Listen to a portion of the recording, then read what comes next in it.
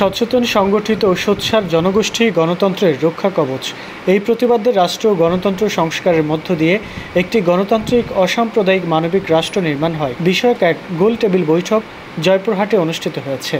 সুজন সুশাসনের জন্য নাগরিক জয়পুরহাট জেলা কমিটির আয়োজনে বুধবার বেলা 11টায় শহরের ক্যাফে অরেঞ্জ চাইনিজ রেস্টুরেন্টে এই গোলটেবিল বৈঠক অনুষ্ঠিত হয়।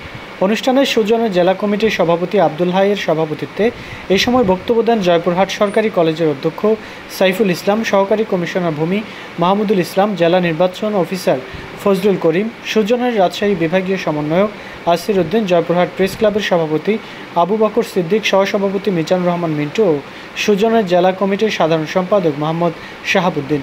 অনুষ্ঠানে বক্তারা একটি গণতান্ত্রিক রাষ্ট্র গঠনে রাষ্ট্রপতি ও প্রধানমন্ত্রীর ক্ষমতার বৈষম্য দূরীকরণ এবং 2022 সালে নির্বাচন কমিশন গঠনের আইন পরিবর্তন সহ বিভিন্ন বিষয়ের মতামত দেন।